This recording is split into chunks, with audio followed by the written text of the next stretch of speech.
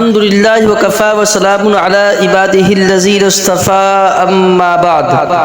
اللہم الہمنی رشدی واعذنی من شر نفسی۔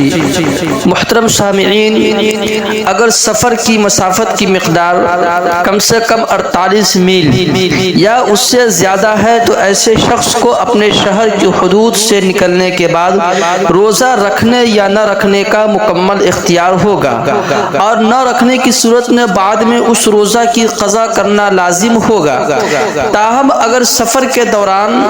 روزہ رکھنے میں سہولت ہے، دشواری نہیں ہے، تو روزہ رکھ لینا بہتر ہے۔ اگر روزہ رکھنے میں مشقت اور دشواری ہے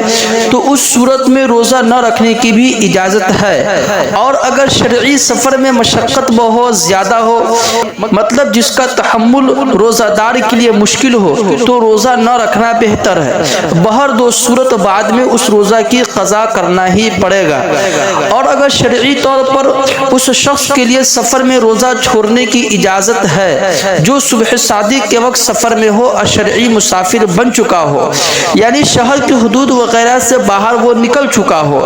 اور اگر کوئی شخص صبح صادق کے وقت سفر میں نہ ہو، اس کے لیے روزہ چھوڑنا جائز نہیں، اگرچہ دن میں اس کا سفر میں جانے کا ارادہ ہو۔ شرعی مسافر اگر اپنے سفر کی منزل پر پہنچ جائے اور وہاں اس کا 15 دن سے کم قیام ہو تو وہاں بھی مسافر ہی شمار ہوگا، اور اگر 15 دن سے زیادہ قیام کا ارادہ ہو تو پھر وہ مسافر نہیں ہوگا بلکہ مقیم ہو جائے گا، اور اس پر روزہ رکھنا لازم ہوگا۔ باقی مسافر جب سفر کے بعد اپنے وطن پہنچ جائے تو اس پر پھر باقی ایام کے روزے رکھنا لازم ہوں گے، اور سفر میں روزہ نہ رکھنے کی وجہ سے ان روزوں کا ثواب کم نہیں ہوگا، البتہ سفر میں جو روزے چھوڑ دیے ہیں ان کی قضا کرنا لازم ہوگا۔ اگر روزہ رکھنے کی وجہ سے بیماری لاحق ہونے یا بڑھ جانے کا اندیشہ ہو تو ایسی صورت میں آپ کے لیے اجازت ہے کہ روزہ نہ رکھے، جب طبیعت ٹھیک ہو جائے تو اس وقت فوت شدہ روزوں کی قضا کر لے، اور اگر قضا پر بھی قدرت نہ ہو تو ہر روزہ کے بدلے 1 کلو